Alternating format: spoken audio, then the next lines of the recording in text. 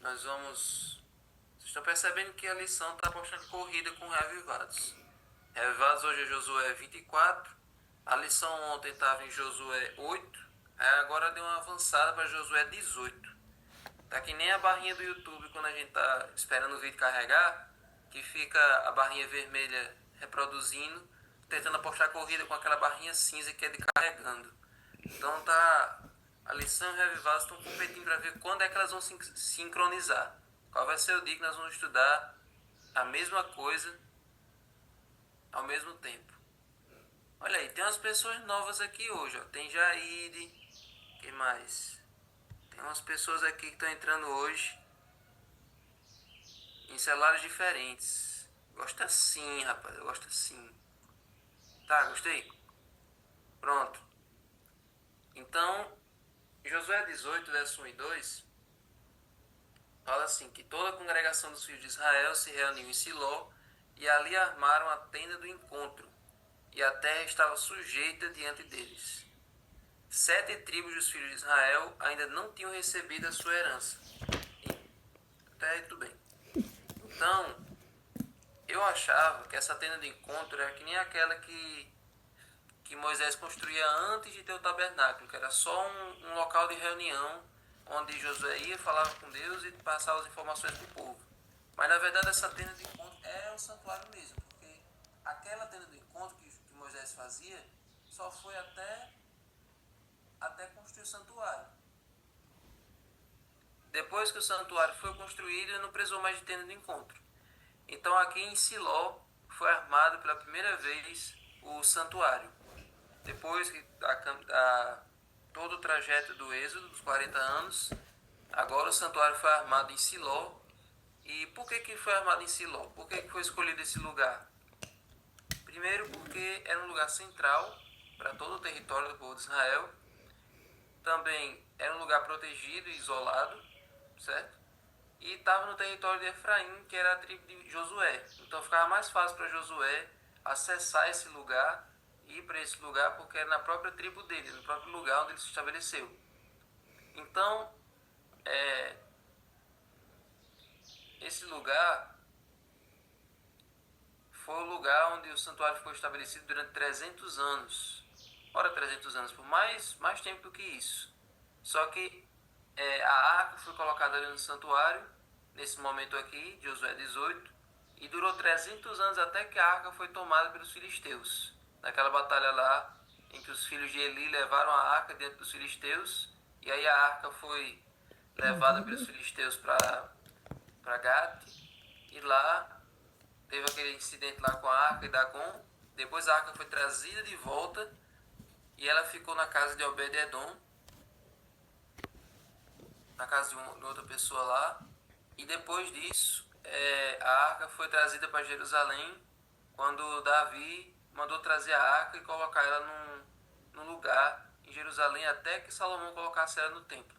Então foi todo um rolê, foi toda uma jornada para o santuário sair da tenda para ir para o templo, o templo de cedro, o templo mais bonito, o templo mais organizado para o santuário de Deus. Mas inicialmente a arca ficou em Siló. Aqui a lição traz uma reflexão interessante de que o santuário tinha essa função, tinha esse propósito de ser o lugar de reunião do povo de Deus, e também servia sempre de lembrete de que Deus estava habitando no meio do seu povo.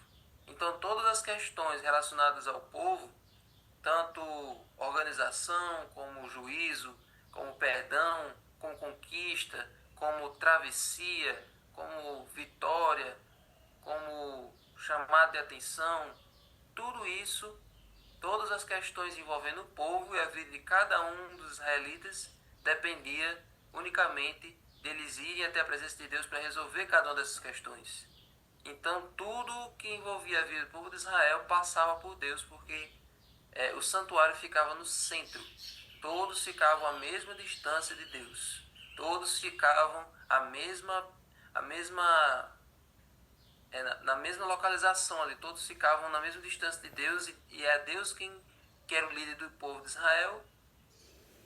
Então era ele quem fazia com que a vida do povo de Israel girasse, se organizasse. Então, a presença de Deus no povo de Israel tornou possível a posse da terra prometida. E a presença dele era uma fonte contínua de bênçãos. Enquanto Deus habitava no meio do povo de Israel, enquanto ainda se via ali a presença do Shekinah, enquanto acontecia o serviço do santuário, era uma promessa de que as bênçãos iam continuar caindo sobre o povo de Israel. Então, a presença de Deus trazia bênçãos. Até hoje, quando nós temos uma família, uma casa onde está a presença de Deus, ali aquela casa é abençoada, ali aquela casa transborda bênçãos para as demais. E a igreja onde tem a presença de Deus, onde você se sente na presença de Deus, você sai de lá melhor do que quando você entra. Tem igrejas que a presença negativa é tão forte, principalmente aquelas igrejas que chamam pelo diabo toda hora, né? Tem aquelas igrejas que a pessoa entra, aí tem aquelas sessões de exorcismo, tem aquelas sessões de gritaria, de descarrego. Tem gente que entra sem nada e sai de lá perturbado, sai de lá com dor de cabeça, sai de lá com pesadelos, né? Então, esses lugares não têm a presença de Deus. Esses lugares não servem para restaurar a vida, não restauram a espiritualidade de ninguém. Só colocam você mais para baixo. Então, gente, a presença de Deus é o que transforma um ambiente, é o que transforma uma pessoa. Toda vez que o personagem da Bíblia dizia assim, e o Espírito de Deus se apossou dele, entrou nele o Espírito de Deus, o Espírito Santo levava ele a fazer coisas, levava ele a fazer milagres, levava ele a agir com mais destemor, levava ele a ter paz. O Espírito de Deus, a presença de Deus, é uma fonte contínua de bênçãos na vida de uma pessoa, certo? Então, a presença do santuário e mais tarde do Templo de Jerusalém deveria ajudar o povo a reconhecer continuamente a presença de Deus entre eles e o dever de cumprir a aliança. Então, como o povo era muito visual, como o povo de Israel era um povo muito visual, né, eles gostavam de coisas tangíveis, como foi o caso do bezerro de ouro, eles gostavam de apalpar, de sentir que eles tinham um Deus ali fisicamente com eles. Então o santuário também era uma forma de deixar de forma ilustrativa, de forma lúdica, que Deus estava ali no meio. Como eles tinham dificuldade de imaginar que Deus estivesse com eles, então a construção do santuário também serviu para mostrar fisicamente que Deus estava ali. E isso deveria inibir eles, dar uma sensação de que eles estavam sendo observados e que Deus estava ali, e que isso deveria colocar neles o medo de pecar. Se Deus está ali olhando por mim, está ali naquela tenda, então eu não posso transgredir a lei dele, eu não posso fugir dele, porque ele está aqui. Então, era para sempre ser um lembrete deles cumprirem a aliança. Imagine, é como Deus diz lá em Deuteronômio. Olha, vocês são uma nação privilegiada. Qual é a outra nação que tem um Deus que é tão próximo de vocês? Qual é a outra nação que tem um Deus que decide morar no meio de vocês, que responde às suas orações, que perdoa seus pecados, que dá a vitória aos seus inimigos, que conquista as terras para vocês, que faz chover o maná enquanto vocês estão no deserto, né? Enquanto dá a vocês uma terra que mana leite e mel. Qual é o outro Deus que faz isso tudo pelo povo? Por seu próprio povo? Não tem. Só eu que faço isso. Até porque eu sou verdadeiro, né? Os outros não são deuses. Então, o santuário era o lembrete de que Deus era bom. Era o lembrete de que o único Deus que eles tinham era o Deus verdadeiro. Então, eles deviam se conscientizar disso. Eles deviam se conscientizar da verdade sobre o santuário. E ali naquela ocasião de Josué 18, 1 e 2, a presença do santuário ali e da reunião da congregação ali ao redor do santuário foi fundamental para eles dividirem o restante da terra para aquelas 7 tribos que ainda não tinham recebido a herança. Então, Deus ajudou na travessia do Rio Jordão, e Deus também dirigiu ali a divisão dos territórios do povo de Israel. Todas as nossas questões têm que ser levadas na presença de Deus, sabia disso? É como a gente já tem falado aqui há alguns dias. Todas as nossas questões têm que ser levadas na presença de Deus. A gente não pode decidir nada sozinho. Você não sabe o dia de amanhã, você não sabe o fim desde o princípio, você não tem noção de nada, você não tem sabedoria nenhuma. Leve todas as suas questões para a presença de Deus e deixe que Deus resolva, certo? E para encerrar aqui, irmãos, a lição ela faz o paralelo com a nossa realidade como adventistas. Nós também temos que ter a noção do santuário de Deus como algo presente, como algo que está acontecendo agora. Não é só esse santuário do tempo da Bíblia. Nós temos a certeza que existe um santuário celestial e que lá nesse santuário celestial existe uma obra acontecendo o tempo todo. E essa obra que está acontecendo lá é o juízo investigativo. É a intercessão contínua de Jesus no santuário celestial. Enquanto o adventista não tiver noção disso, ele vai achar que Jesus morreu, voltou para o céu e acabou-se. Não está acontecendo nada. Tem muito cristão, muito adventista que acha que é isso. Jesus morreu, voltou para o céu e tá... E agora?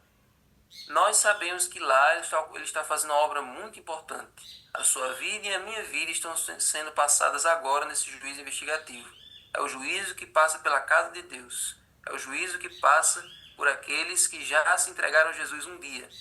Então, esse juiz analisa a sua vida. Se você está vivendo de acordo com o que se espera de um servo de Deus. Se você está obedecendo a lei de Deus. Se você está fazendo a vontade daquele que chamou você das trevas para a sua maravilhosa luz. Então, olhar para o santuário é um dever de cada cristão, de cada adventista. Olhe para aquele que vive sempre para interceder por você. Olhe para aquele que está com uma mão apontada para o Pai e outra apontada para você, fazendo o elo entre a divindade e a humanidade. Na mão dele está o seu nome. E quando você pede perdão, ele vai lá, perdoa, apaga e esquece. Amém. Ele é o seu Deus. Ele quer habitar no seu coração, ele quer habitar no meio de nós e levar um dia você para habitar junto com ele. Então, que nós possamos pedir a Deus que a presença dele, que está lá no santuário celestial, seja vivida, seja sentida na minha e na sua vida. Amém? Amém.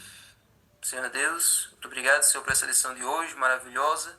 Que nós possamos nos lembrar de que estamos sempre na tua presença. Amém. Que estamos sempre diante de ti. O Senhor disse a Abraão, ande na minha presença e seja perfeito. Que possamos sentir, Senhor, que se colocarmos a nossa vida diante do teu altar todos os dias, se sentirmos que estamos diante de ti a cada momento, que nós possamos caminhar, trilhar um caminho para a santificação, para um dia sermos como tu és. Para um dia, na tua volta, o Senhor tirar essa natureza pecaminosa e nos dar a natureza celestial. E assim habitarmos para sempre com o Senhor. Ajuda-nos. Agora abençoa o estudo do livro Hóspede Mais. Abençoa essas 35 conexões. Conexões que tem mais de uma pessoa. Que o teu Santo Espírito, Senhor, possa habitar na vida deles. Assim como aquela arca ficou na casa de Obed-Edom e o Senhor acumulou ele de bênçãos. Sim. Que aqui a tua presença esteja na vida e na casa de cada um deles e abençoe o dia deles, em nome de Jesus. Amém. Amém.